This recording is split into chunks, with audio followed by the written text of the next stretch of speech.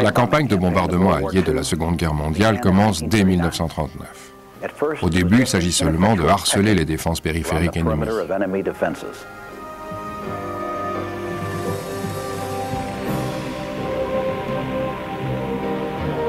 Puis les opérations vont petit à petit s'amplifier au cours des 3 premières années, avant de s'accélérer brusquement fin 1944, début 1945.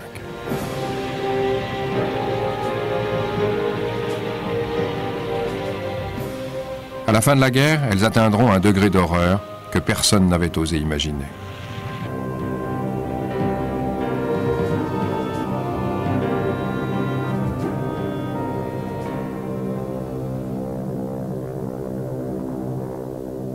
Selon les prévisions les plus courantes d'avant-guerre, il aurait suffi de 40 à 50 tonnes de bombes pour détruire Londres ou Paris. À la fin du conflit, le Bomber Command de la Royal Air Force et les Strategic Air Force américaines avaient au total largué près de 3 millions de tonnes de bombes sur les puissances de l'Axe,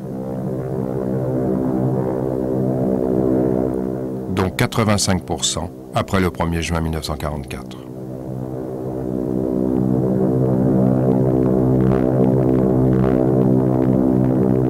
Une escalade colossale.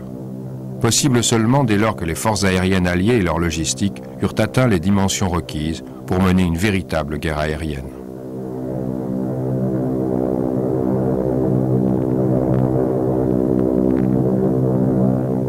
L'aviation de l'armée de terre américaine, l'US Army Air Corps, voulait dès le départ disposer de bombardiers modernes, capables de forcer le passage à travers les escadrilles de chasseurs adverses sans trop de pertes. Ensuite, grâce à leurs viseurs de bombardement ultra secret Norden, ceux-ci pourraient larguer leurs charges avec une extrême précision.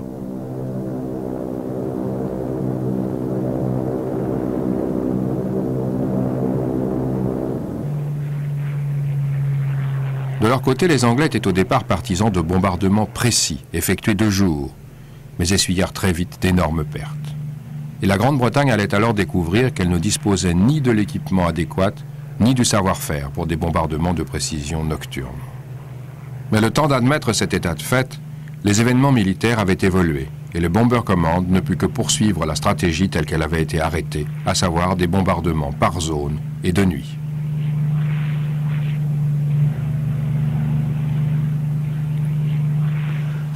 Certains prétendent qu'il y aurait des degrés de moralité dans les bombardements, que les bombardements par zone sont plus immoraux que les bombardements de précision prônés par les États-Unis. Mais dans la réalité de la Deuxième Guerre mondiale, les bombardements de précision restèrent le plus souvent un objectif impossible à atteindre. La question n'était pas est-ce qu'on bombarde avec précision, mais est-ce qu'on bombarde tout court. Lorsque les Américains arrivent en Europe, les Britanniques tentent de les dissuader d'effectuer des bombardements précis de jour. Mais la doctrine et le matériel ont été conçus pour ce type de mission. Impossible de les reconvertir pour des raids de nuit. Pourtant, les équipages doivent vite déchanter, car le mauvais temps au-dessus du continent européen rend les bombardements de précision impossibles. La 8e Air Force doit utiliser du matériel mis au point pour le bombardement aveugle. En conséquence, contrairement à ce que l'on a cru, les opérations menées par les Américains consistent pour l'essentiel en des bombardements de zone. Les dirigeants anglais, comme américains, auraient bien sûr préféré les frappes de précision menées de jour. La navigation s'en serait trouvée facilitée, de même que l'identification des objectifs. L'ennemi aurait été frappé plus efficacement, et la multiplication des raids sur les mêmes cibles aurait été superflue.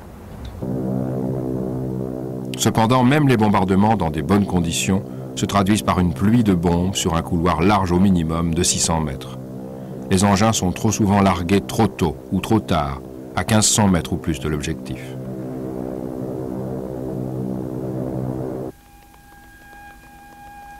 Et puis, il y a le mauvais temps et les contre-mesures allemandes composées soit de chasseurs, soit de signaux électroniques. Au lieu de bombarder selon leurs souhaits, les Alliés bombardent comme ils peuvent, c'est-à-dire le plus souvent en tapis.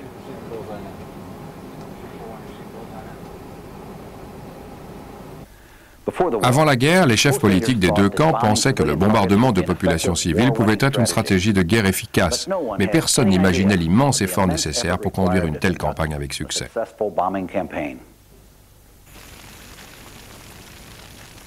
Ils n'avaient pas non plus prévu les immenses capacités de résistance que possédaient les pays industriels modernes, comme l'Angleterre ou l'Allemagne, ni le courage et l'endurance des populations civiles.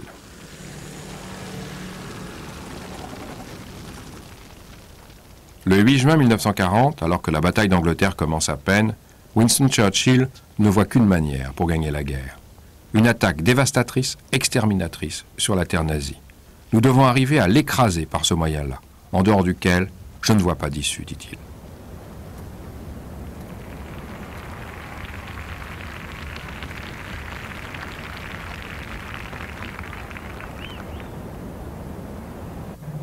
Lorsque les forces du Reich envahissent l'Union soviétique le 22 juin 1941, Churchill promet à Staline qu'il offrira un hiver terrible de bombardements à l'Allemagne.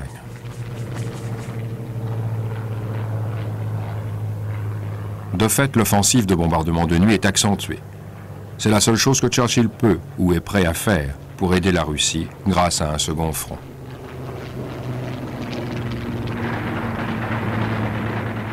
Mais deux événements politiques vont empêcher l'aviation de faire à elle seule plier l'Allemagne. Tandis que la campagne de bombardement s'intensifie, le potentiel militaire des États-Unis dépasse rapidement celui de la Grande-Bretagne, et ceci commence à dicter le cours de la guerre.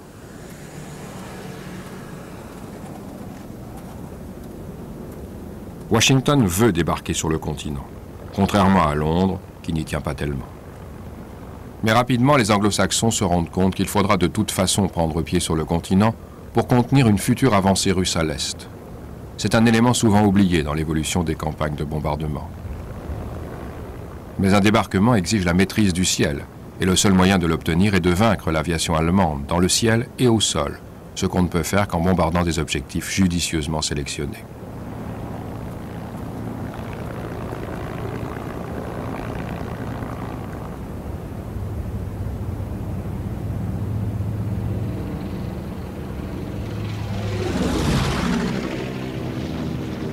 Une seule mission va suffire pour faire découvrir aux Anglais les dangers d'un bombardement de jour, celle du 18 décembre 1939. Ce jour-là, 24 bombardiers bimoteurs Vickers-Wellington effectuent une reconnaissance armée sur le port allemand de Wilhelmshaven. Ce sont les meilleurs bombardiers dont dispose la RAF à l'époque. Les chasseurs allemands en abattent en mer. 2 autres se posent sur l'eau en catastrophe, et 3 s'écrasent à l'atterrissage. La leçon est cinglante. Sans escorte, des bombardiers ne peuvent espérer survivre à un raid de jour. Toute la doctrine et l'entraînement britannique s'écroulent d'un coup.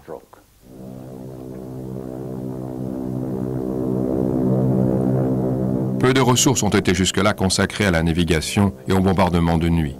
Très peu d'équipages sont capables de repérer la grande région de la Ruhr dans l'obscurité, encore moins une ville ou une usine. Hello, Meg. Where are we now? As though you're likely to know. I can't find where we are. We're coming to Carl's, famous for its breweries, you know. Good old Meg. Let's go down and spread its bread. Il faut pourtant continuer la guerre. Les Anglais lancent donc des raids de nuit. Et ils s'en sortent plutôt bien, du moins si on se fie à leur rapport. One door's open. One door's open. Left, left. Steady. Right. Steady. Steady at that. Les équipages décrivent les immenses incendies provoqués par les raids. Et chacun s'empresse de traduire les tonnes de bombes larguées en hectares d'usines détruites. Les équipages sont sincèrement convaincus de l'exactitude de leurs observations. Le commandement de la RAF établit ses futures opérations en fonction de leurs rapports, et Churchill oriente son économie de guerre en vue d'une campagne de bombardement massive. En août 1940, l'Air Chief Marshal Charles Portal, nommé commandant en chef de l'aviation, établit un programme baptisé Target Force E. 4000 bombardiers sont chargés de faire gagner la guerre en tuant 1 million d'Allemands et en faisant 25 millions de sans-abri.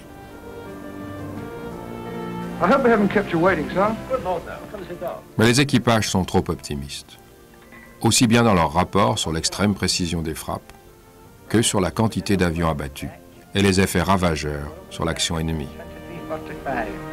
Bombs were dropped at 23:50. Petit à petit, les rapports de l'Air Force deviendront suspects et seront tout simplement ignorés, au point qu'on ne peut apprécier vraiment l'efficacité des bombardements. That was the big one. Yes, there was a smasher right onto it. Caused the hit of a great big fire, buckets of smoke. Visible 50 miles away. En août 1941, D.M.B. Butt, du secrétariat au cabinet de guerre britannique, est chargé de faire une analyse statistique sur les conséquences des bombardements sur l'Allemagne. Son rapport est accablant. Il révèle qu'en moyenne, seul un avion sur 3 approche à moins de 8 km de l'objectif. De plus, les missions sont gravement affectées par la lumière ambiante et la météo. Par clair de lune, la moyenne est de 2 avions sur 5 approchant à moins de 8 km. Mais par une nuit sans lune, la moyenne descend à 1 avion sur 15.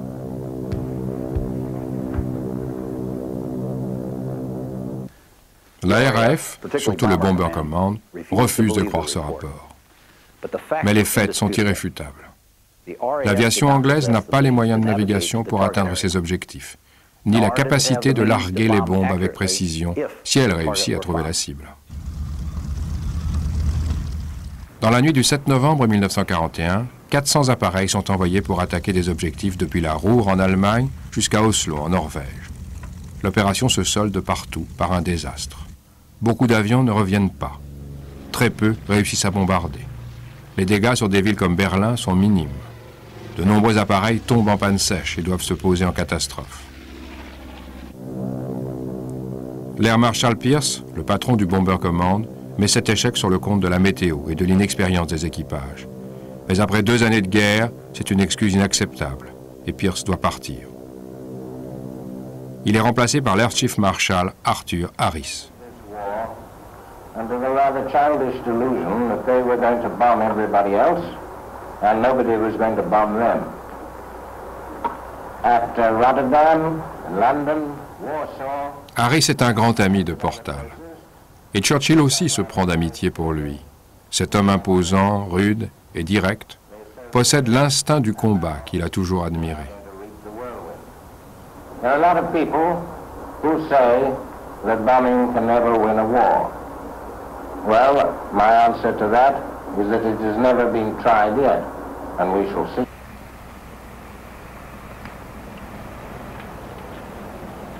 Now there's your plug and lead. All right, thank you. Operations tonight, fellas. How do you know? Oh, I'll get around. I'll get all the gen.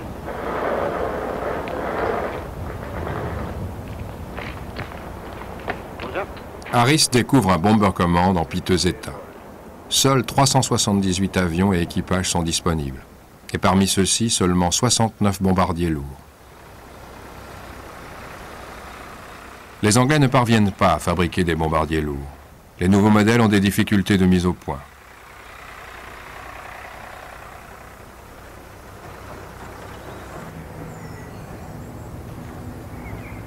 Les 3 bombardiers moyens de la Royal Air Force sont des exemples encore peu aboutis de la première génération d'avions modernes entièrement métalliques, à cockpit fermé. Ils compensent leur manque de sophistication par d'indéniables qualités aérodynamiques.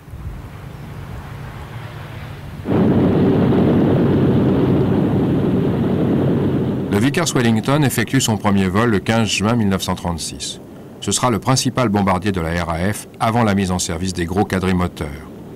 Son autonomie est de 3500 km et il emporte 2200 kg de bombes. C'est un avion remarquable pour son temps, mais loin d'être suffisant pour les besoins de Harris.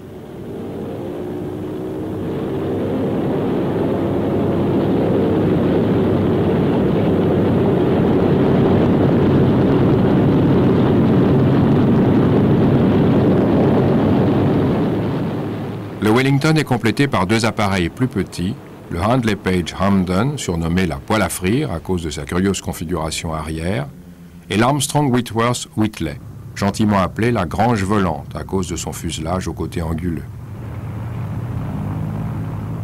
Pour faciliter le décollage, l'aile de cet avion est calée à un fort angle d'incidence, et en conséquence, le Whitley vole bizarrement, le nez pointé vers le bas.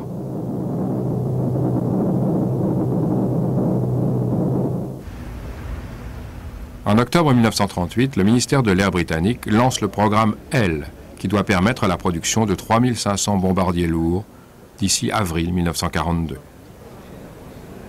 Le plan prévoit 1500 Short Sterling, 500 Handley Page Halifax et 1500 Avro Manchester.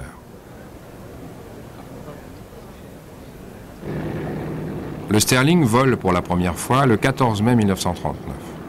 Il subit son baptême du feu le 10 février 1941 lors d'une offensive sur Rotterdam.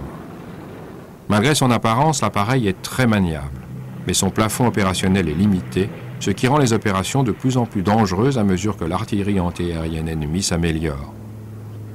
Il sert en mission de bombardement jusqu'en septembre 1944.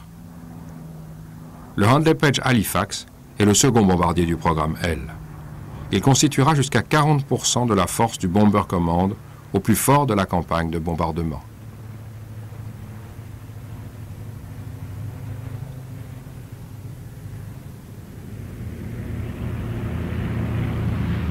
Enfin, le troisième avion lancé par le ministère de l'Air est l'Avro Manchester.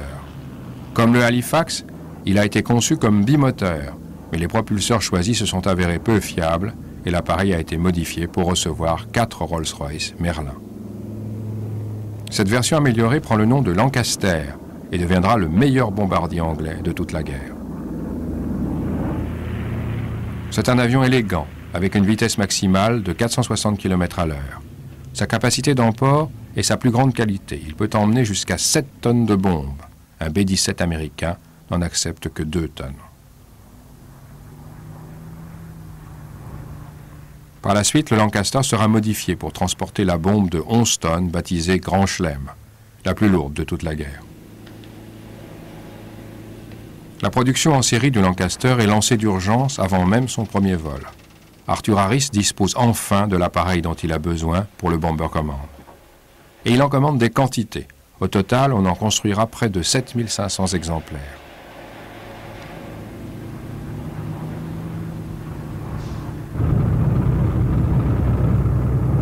Le Lancaster s'avère extrêmement efficace, mais il n'aurait pas servi à grand-chose sans l'équipement de navigation et de bombardement lui permettant de larguer ses énormes charges sur ses objectifs.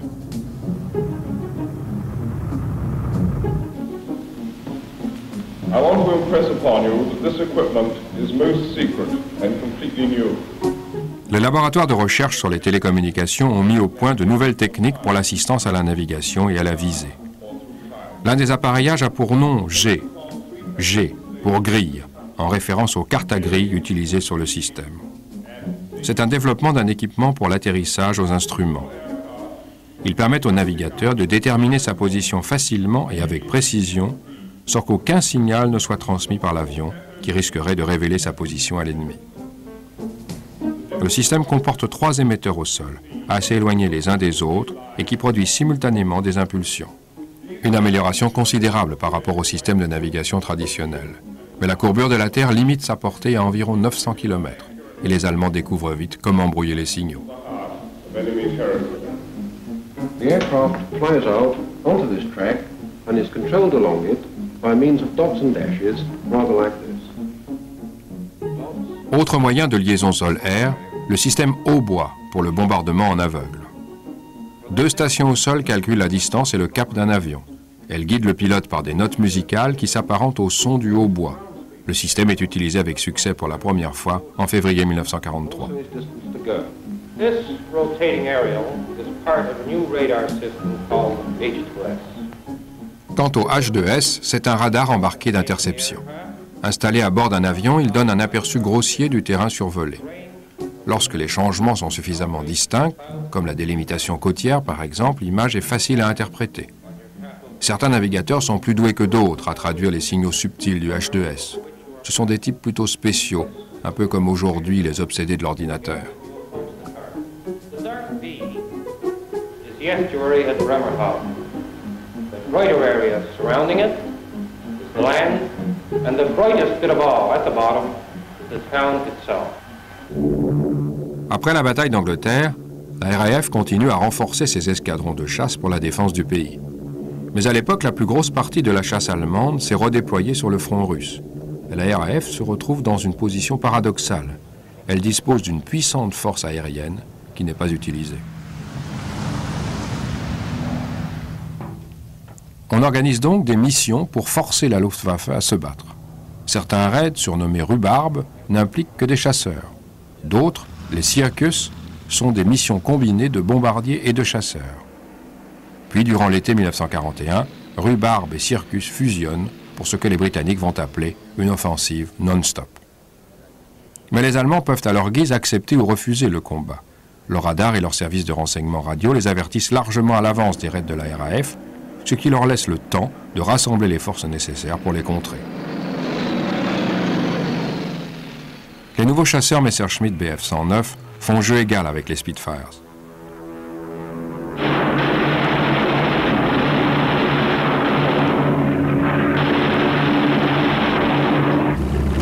En revanche, le tout nouveau Focke-Wulf FW-190 est nettement supérieur aux avions anglais. Il est le seul chasseur de la Luftwaffe muni d'un moteur en étoile. Il est d'environ 50 km/h plus rapide que le Spitfire, jusqu'à 7500 mètres d'altitude. Et son taux de roulis est le meilleur de tous les appareils de la Seconde Guerre mondiale.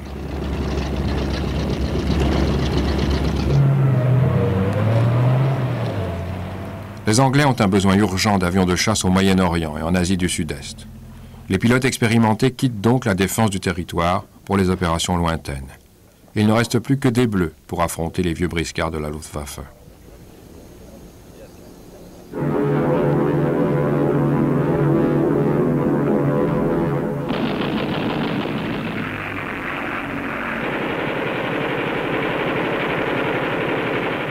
Du coup, les offensives britanniques échouent lamentablement.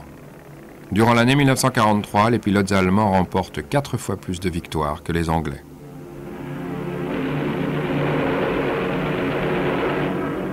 La Grande-Bretagne aurait volontiers mis fin à ces attaques, mais il faut bien faire quelque chose pour alléger la pression sur les Russes à l'Est. La RAF doit donc poursuivre une campagne qu'elle aurait préféré arrêter. Achtung, Achtung! Englische Flieger kommen! Alle in den Keller! Le seul effet de l'offensive de la RAF est d'amener les Allemands, dès le printemps 1942, à considérablement renforcer leurs défenses aériennes. Les radars d'alerte avancés, Freya, fleurissent le long des côtes continentales. Les services de renseignement radio acquièrent un savoir-faire considérable dans l'interception des communications. Et un second réseau de radars Freya est implanté à l'intérieur du territoire.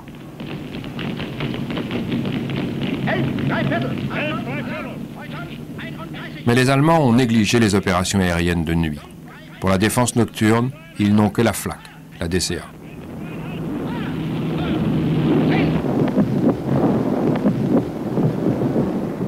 Certes, les projecteurs d'avant-guerre, les systèmes d'écoute pour localiser les avions et l'artillerie sont très efficaces pour leur temps. Les unités de la Flak sont considérées comme une élite. Les Allemands sont donc certains de disposer d'un bouclier impénétrable contre les intrusions de l'aviation ennemie. Mais les raids anglais sur l'Allemagne vont rapidement démontrer qu'il est indispensable de disposer de chasseurs de nuit. En juillet 1940, le colonel Joseph Kammhuber reçoit le commandement de la première division de chasse de nuit à Bruxelles.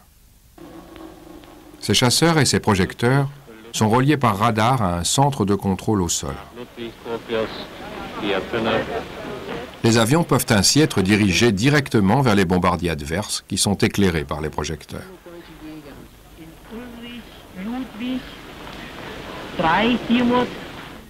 Cette méthode a pour nom Helle Nachtjagd, la chasse de nuit éclairée.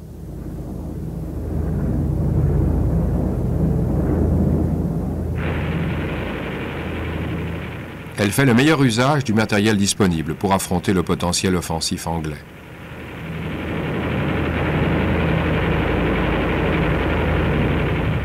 Début 1943, le Messerschmitt Bf-110 commence à faire ses preuves comme appareil de chasse de nuit. C'est lui qui va supporter l'essentiel des combats aériens de nuit durant toute l'année.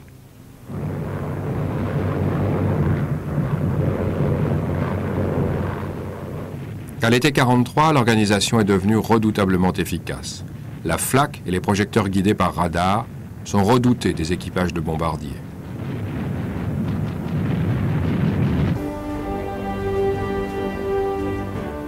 La 8e Air Force américaine en Grande-Bretagne est à la fois chargée du bombardement et de la chasse. En février 1942, elle se compose tout juste de 6 hommes sans un seul avion. En juin 1944, elle sera forte de 400 000 hommes et de 8 000 avions. Une croissance exponentielle rendue possible par la générosité et les efforts de la Royal Air Force, qui a mis tous ses moyens à la disposition des Américains. Infrastructures, secrétariat et main-d'œuvre. La montée en puissance de la 8e Air Force n'est freinée que par la lenteur des livraisons d'avions et leur redistribution vers d'autres théâtres d'opération.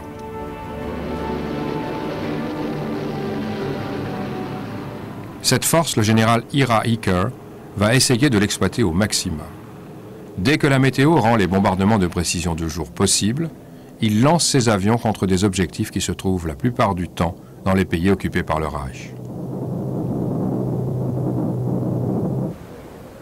Le premier raid du 8e Bomber Command sur l'Allemagne a lieu en janvier 1943. L'objectif est le port de Wilhelmshaven. Les bombardements ne sont pas très efficaces, ni d'ailleurs les défenses allemandes. Mais cette première action de petite envergure marque le commencement d'une campagne qui finira par mettre l'Allemagne à genoux.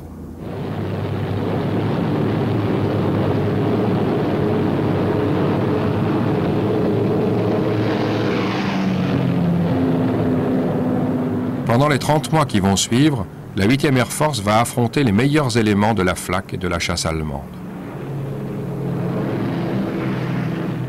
Pourtant, elle sera critiquée pendant toute cette période. On lui reprochera de ne pas en faire assez.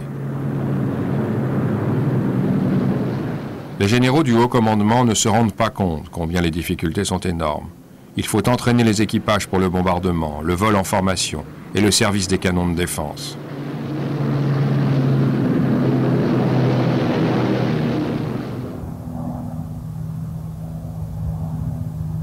La maintenance aussi pose un grave problème. Surtout lorsque 49% des avions du général Eaker sont cloués au sol pour cause de manque de pièces détachées, d'outils ou d'équipage. Et puis la météo est capricieuse. Parfois, elle ne permet que 5 jours de mission par mois.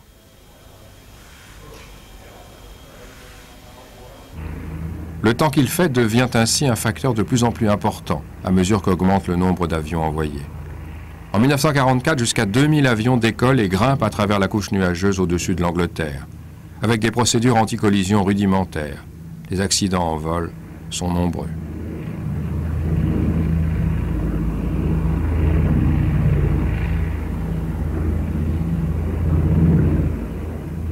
Le 16 février 1943, un raid sur Saint-Nazaire révèle à quel point les bombardements précis de jour sont difficiles.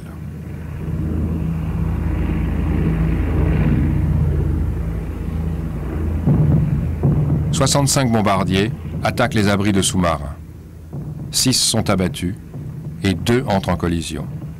Avec un tel taux de perte, 8 missions seulement suffiraient pour réduire la 8e Air Force à sa plus simple expression. Pour un tour de service de 25 missions, un taux de perte de 4% signifierait que statistiquement, aucun homme ne survivrait à son tour de service.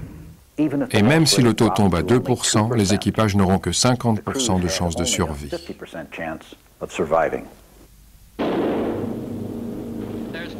Or, au début de 1943, la 8e Air Force affiche des pertes moyennes de 8%.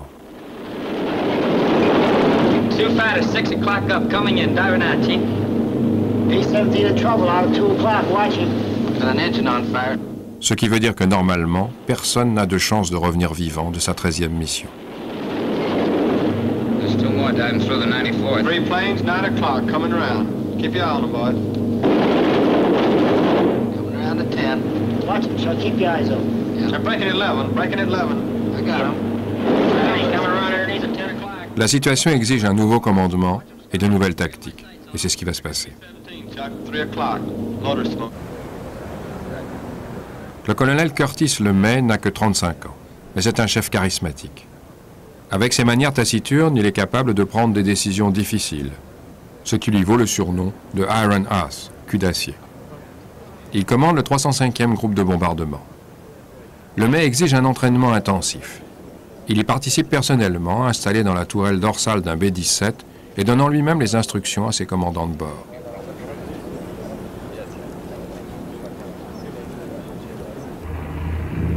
Avec le général de brigade Laurence Scuter, le colonel LeMay imagine le carré de combat et les escadres en formation. Ces deux méthodes doivent optimiser l'usage des mitrailleuses défensives et améliorer la précision des bombardements. Chaque carré de combat est formé de 18 à 21 bombardiers en groupe. 3 groupes forment une escadre de combat. Le groupe leader est situé légèrement en avant des 2 autres. L'un d'eux vole à 300 mètres au-dessus et sur l'un des côtés. L'autre 300 mètres plus bas et de l'autre côté. Avec 54 bombardiers en formation, un chasseur allemand sera ainsi exposé à 540 mitrailleuses défensives.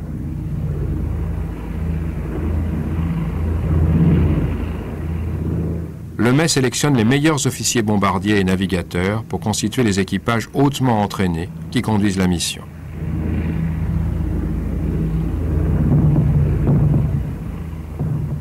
Au lieu de laisser chaque avion larguer ses bombes séparément, tous les appareils d'une formation le font dès que le leader donne l'exemple. La précision atteinte est nettement supérieure.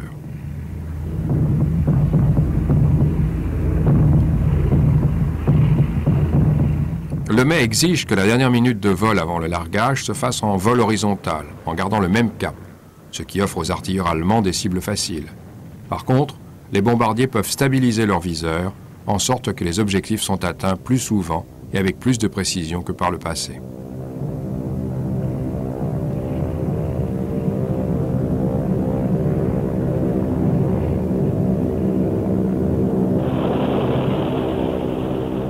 Les premiers succès sont enregistrés au printemps de 1943. La précision des bombardements de jour permet à l'aviation américaine d'éviter la reconversion dans les attaques de nuit. Mais pendant les 9 mois qui suivent, la 8e Air Force ne va se développer que lentement et subir de terribles pertes. La Luftwaffe apprend, elle aussi.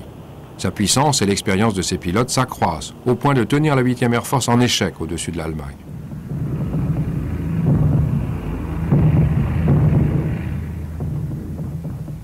Pendant ce temps, en mai 1942, Bomber Harris, le chef du Bomber Command, tente de remporter sa première victoire en organisant un raid de 1000 avions sur la ville allemande de Cologne. Il cherche tout autant à faire taire les critiques en Grande-Bretagne qu'à frapper l'ennemi. Il sait que l'opinion a soif de victoire.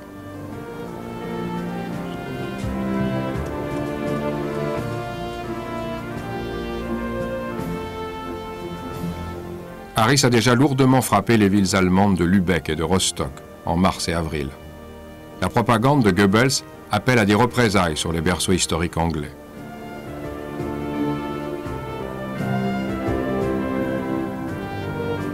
Grâce à un effort immense en rassemblant toutes les ressources du Bomber Command, Harris a pu mettre la main sur 1043 avions. La moitié sont des Wellington. Mais il dispose aussi de nouveaux quadrimoteurs, les Halifax, Lancaster et Sterling.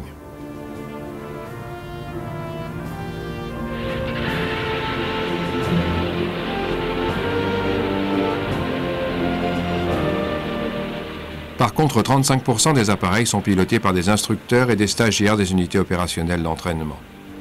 Le risque est important. Si les équipages en cours de formation sont anéantis, l'offensive de bombardement sera retardée d'1 an. Le temps de former de nouveaux aviateurs.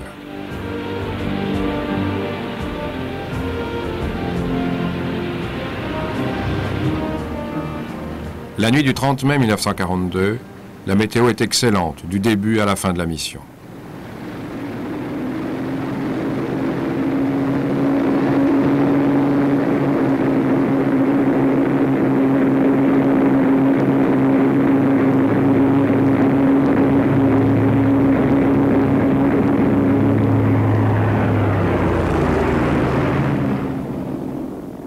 L'objectif choisi, la ville de Cologne, est baignée par le clair de lune.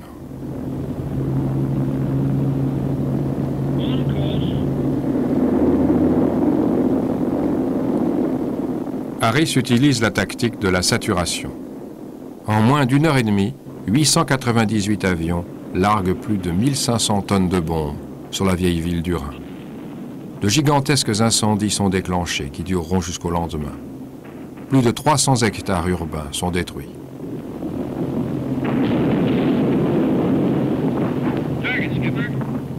Harris a obtenu ce qu'il voulait. Ses opposants au Parlement sont réduits au silence. Et petit à petit, toutes les ressources de l'Angleterre vont être mobilisées au service des besoins du Bomber Command. Jusqu'à 1/3 de la production industrielle soutiendra l'offensive de bombardement.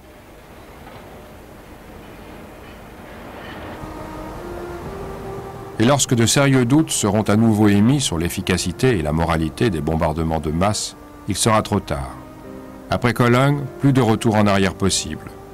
L'Empire britannique est marié avec la stratégie d'Harris.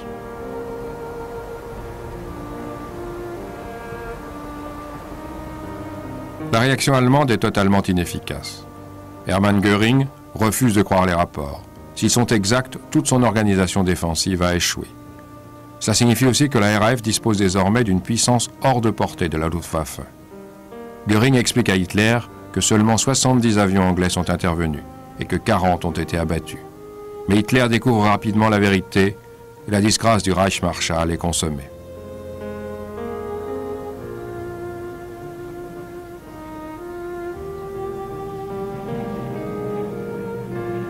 Les dégâts sur Cologne sont gigantesques.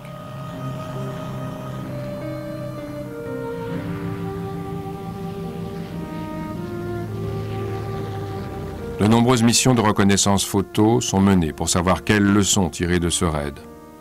Les photos montrent que chaque tonne d'explosifs a en moyenne détruit un peu moins d'1 hectare. Mais chaque tonne de bombes incendiaires en a détruit le double. 2 autres raids de 1000 avions sont encore envoyés le mois suivant. Mais les choses ne se poursuivront pas. Pour le Bomber Command, ces missions spectaculaires masquent le vrai problème du bombardement aérien. Les chefs militaires alliés continuent de confondre les résultats des raids avec leur efficacité.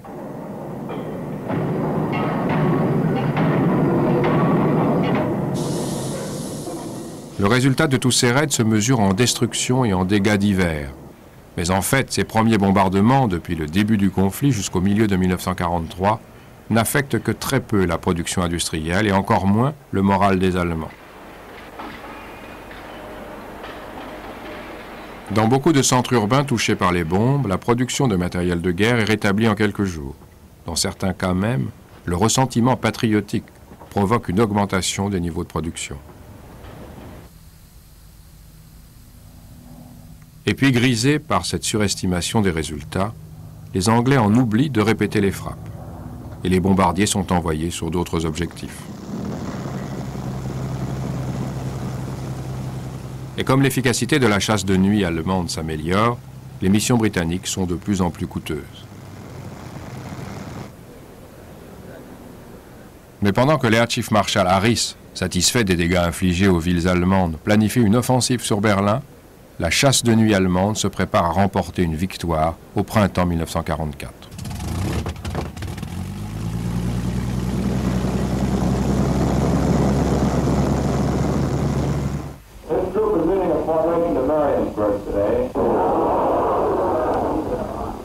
Durant toute l'année 43, la 8e Air Force a continué à se développer.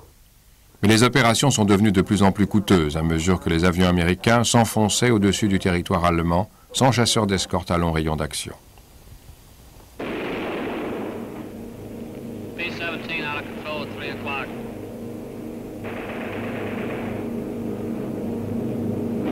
Come on, you guys, get out of that plane. Bail out. There's one. He come out of the bomb bay. Yeah, I see him. There's a tail gunner coming out. Watch out for fighters. En juillet, 128 bombardiers quadrimoteurs sont abattus.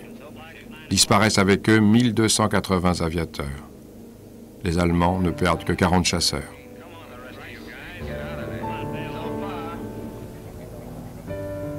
Entre 25 et 50% de tous les avions revenant d'une mission sur l'Allemagne sont endommagés par la chasse ou la flak. La pression sur les ateliers de réparation ou sur les livraisons d'avions de remplacement ou de pièces détachées devient insupportable.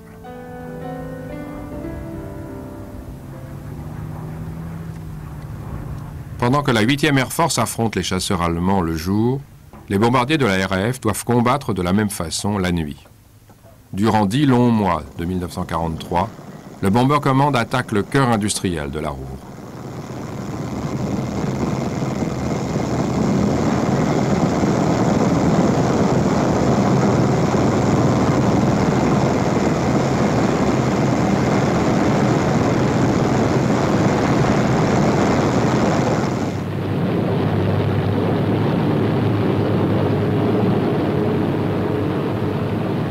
La période la plus intense s'étend de mars à juin, avec 26 raids massifs.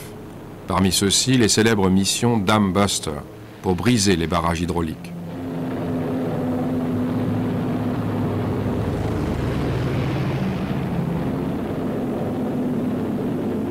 La Ruhr est fortement défendue par la flak et la chasse de nuit. Les états-majors du Bomber Command et de la 8e Air Force comprennent donc que l'aviation de chasse allemande doit être éliminée si on veut continuer les opérations de bombardement. En mai 1943, la date du débarquement en France, l'opération Overlord, est fixée au 1er mai 1944. Ce qui laisse à Arthur Harris et Ira Eaker 12 mois pour atteindre les objectifs de l'opération Point Blank. Point Blank est une campagne de bombardement conjointe, car l'obtention de la supériorité aérienne est essentielle si les Alliés veulent débarquer en France. Mais celle-ci ne peut être assurée que si la Luftwaffe est contrainte à la bataille. Et cela n'est possible que si le bombardement des objectifs stratégiques se poursuit. C'est pourquoi la 8e Air Force et le Bomber Command doivent affronter l'épée allemande pour en émousser le fil. L'opération va s'avérer sanglante et coûteuse.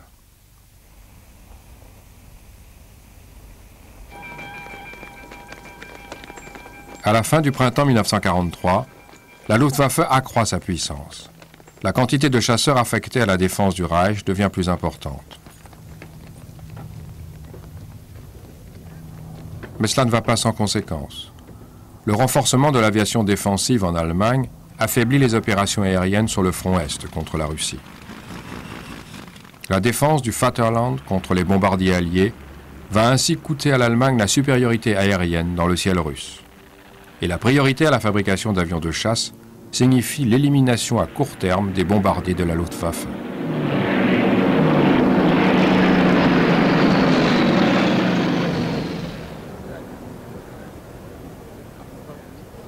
L'opération Point Blank, l'offensive commune du Bomber Command et de l'aviation américaine, vise 76 objectifs. Mais chacun est bien conscient que le succès de cette offensive généralisée dépend de la destruction des chasseurs ennemis, soit avant, soit pendant l'attaque. La Luftwaffe doit être frappée dans les airs, au sol et en amont par la destruction des usines aéronautiques. Le général Eaker exécute fidèlement les ordres. Mais Sir Arthur Harris, lui, poursuit avec ses propres méthodes. Il est convaincu que les bombardements par zone sont toujours d'actualité. Hambourg est la seconde ville allemande. Elle abrite une importante base de sous-marins, une raffinerie de pétrole et plus de 3000 usines. La décision de la bombarder intervient juste un an après la prise de commandement d'Harris. Et au cours de cette année, il a reçu des bombardiers quadrimoteurs en grand nombre. Ce n'est qu'à contre-cœur qu'il a accepté la mise en place d'une Pathfinder Force, une force de guidage.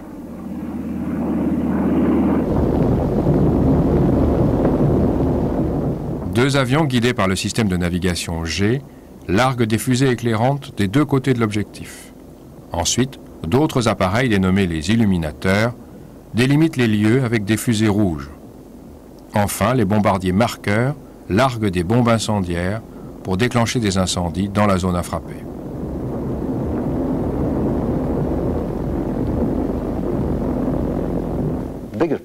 Le gros problème, c'est que si les Pathfinder ratent leur cible, tous les autres avions font de même.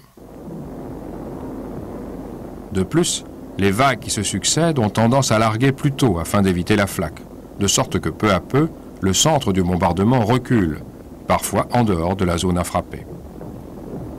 Mais la technique va s'améliorer avec un bombardier maître qui commande les avions au-dessus de l'objectif.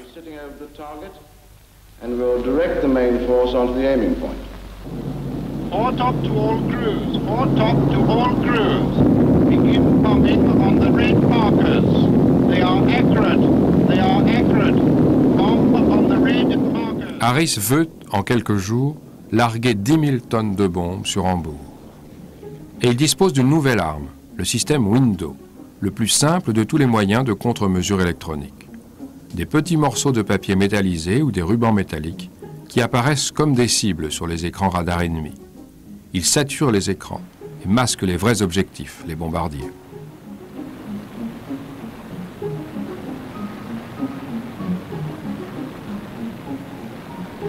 La nuit du 24 juillet 1943, le patron du Bomber Command envoie 791 bombardiers sur Hambourg.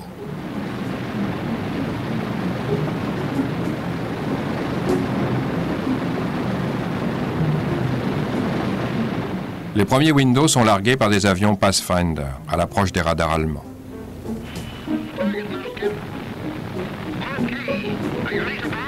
Impossible pour les opérateurs de la Luftwaffe de distinguer les vraies cibles des fausses.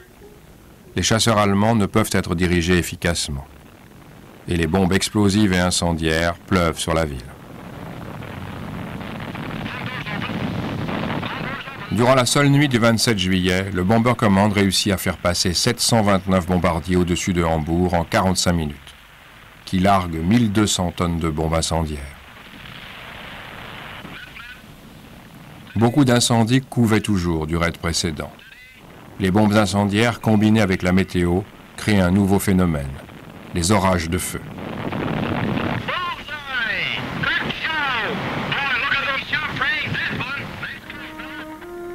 Les multiples foyers d'incendie se transforment en une gigantesque fournaise. Les températures atteignent 1000 degrés. Elles provoquent une énorme tornade de feu qui déracine les arbres, fait fondre l'asphalte des rues et aspire les victimes au cœur de la tempête. On dénombre quelques 50 000 morts. C'est le pire bombardement de la guerre. L'Allemagne tout entière est secouée par une vague d'horreur.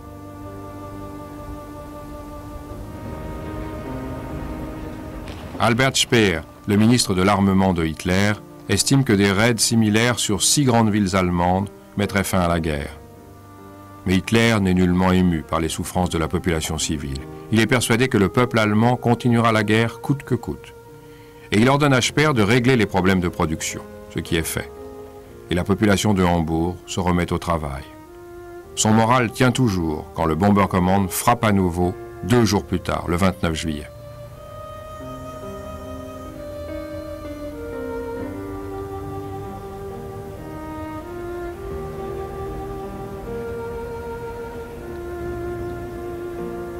« 50 000 personnes sont mortes, 900 000 autres sans abri. Des milliers de bâtiments ont été détruits. Mais la population allemande se ressaisit très vite. Après la guerre, on a pu établir que les raids ont coûté à l'Allemagne moins de 2 mois de production de ses usines de Hambourg. Et à l'image de la population civile, la Luftwaffe va elle aussi récupérer.